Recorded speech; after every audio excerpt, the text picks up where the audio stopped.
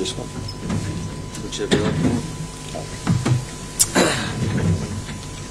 Guys, if you could raise your hand if you'd like to ask a question.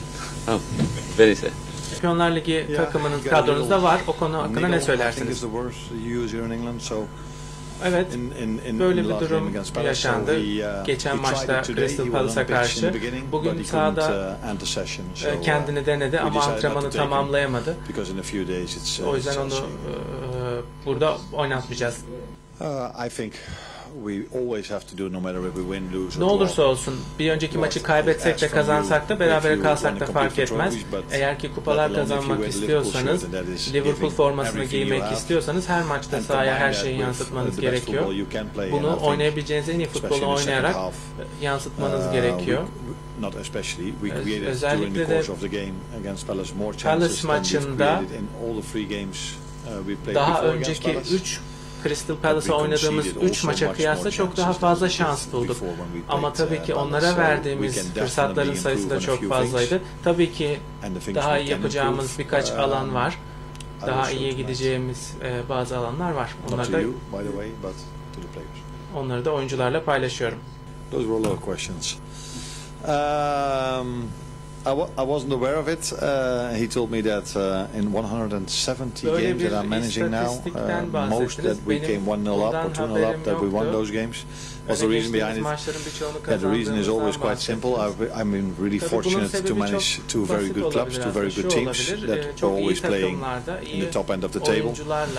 So yeah, the players always make a difference. I don't know rest, but that helps of course by winning so many games if you go 1 or 2-0 up. Yes, we've added two number 9s. How should I say this in the right way in English? Unfortunately, is not the word I should use, but because of an enormous tragedy that happened with Diogo Jota, in the end we had to bring in two number 9s.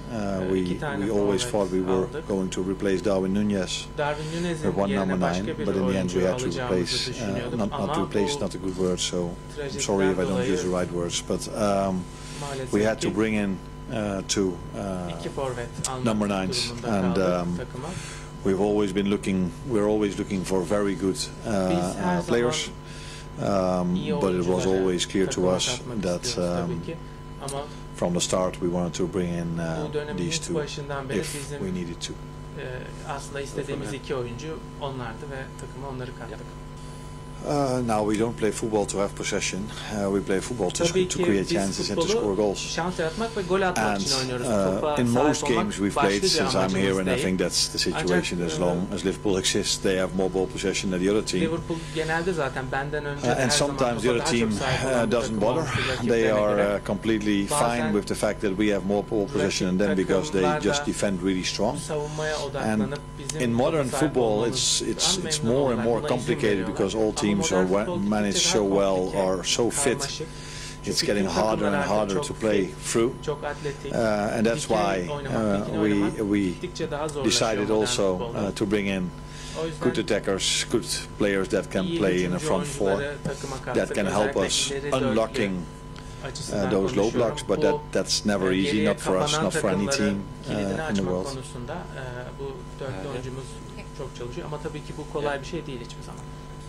Giovanni van Bronckhorst is one of my assistant coaches, so he's part of the setup if we discuss and talk about the team we face, if that is Palace or Everton or Atletico Madrid, or in this situation Galatasaray. So he has knowledge about Turkish football. He knows these players, some of them that we're going to face tomorrow, maybe better than the rest of the staff does, because we've not worked in this league, we've not played against them.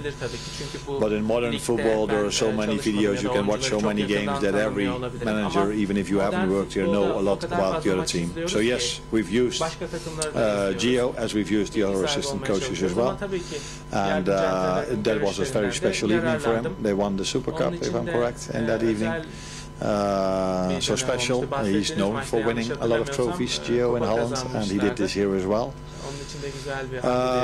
What was your other question? Oh yeah, their loss against Frankfurt. Yeah, I've watched that game, and for me they were very unlucky in that game. the chances they gave away were only small, and it was either the quality of Frankfurt or a little bit of bad luck for Galatasaray that they conceded 5, because if the same game they play the same game again, they will never ever concede 5 goals again in that same game, because they played much better than the 5-1 showed. And that's also what you see now in the beginning of the season here in Turkey. 7 wins, only conceded 2 if I'm correct, scored a lot of goals, so a very good team with a very good manager that's been so successful over there as a player and as a manager. So they know what it takes to win the league, and they know what it takes to win a game of football, so we have to be prepared for that. No, I almost like that you asked me this question, because for me defending is only a small margin, defenders. So I think one of our strengths was that we kept the other team away from our goal a lot. And that normally doesn't start with your defenders, that starts somewhere else. And if you then just look in it more detailed, we've conceded 4 goals from set pieces.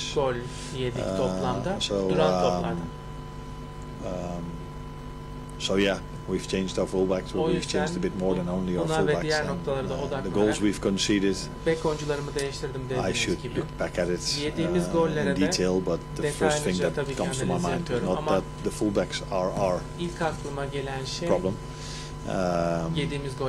It's always been a team performance last season. I said this many times. The reason why we hardly concede is that 11 players work incredibly hard to make it difficult for the other team to even create a chance.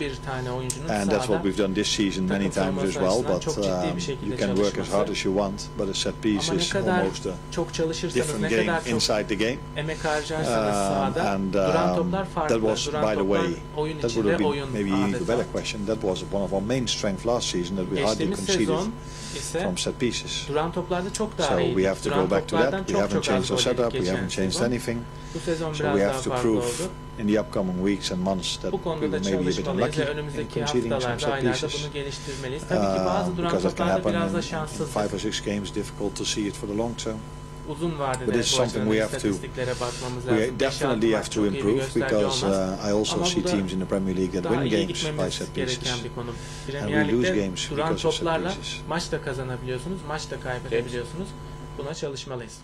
Yeah, that depends on what you mean with the initiative, because for me, Palace didn't have the initiative if you talk about ball possession, because even the first 8 minutes were perfectly fine for me, till we've conceded a corner.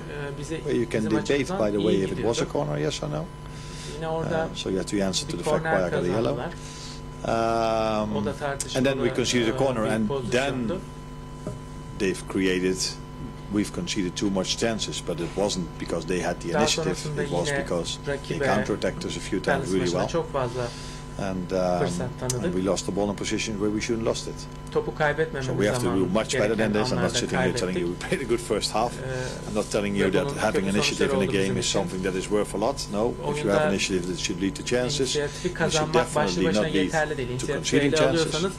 But it wasn't that they were all over us. They counter-attacked us a few times really well, and we didn't do as well as we did and we had to do. And they played a few times the ball into our last line where they won the second ball, and that is something we need to improve. But Galatasaray is a completely different team to Palace, but also a team that's very hard to beat, similar to Palace. 18 games without a loss, Palace. This team have won the first 7 games in the league, so that means that they are mentally also strong for difficult moments. If you win a lot, then you're also mostly mentally a bit stronger. So a very difficult team to face, but with both level of qualities. But you cannot compare these teams. One is playing 5-4-1, the other one is playing 4-3-3. So different players, different manager, different.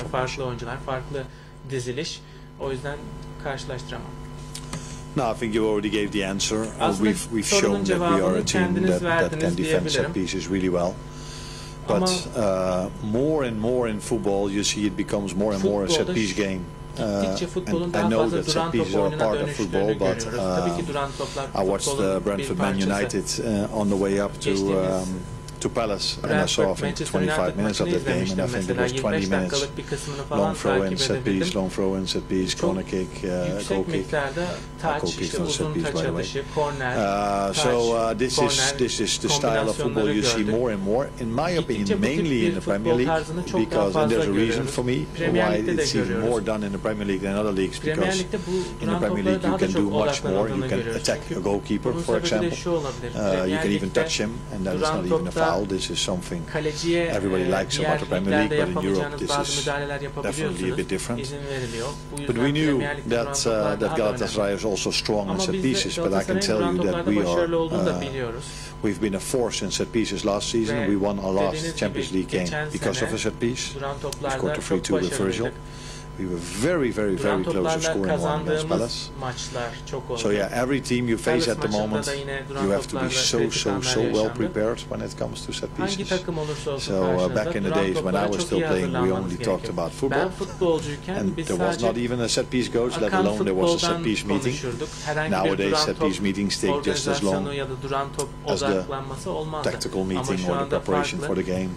Football-wise, so that tells you the importance of we give to set pieces, and I think every team around Europe gives to set pieces. Bence Avrupa'da duran topların şu anda ne kadar önemli olduğunu gösteriyor.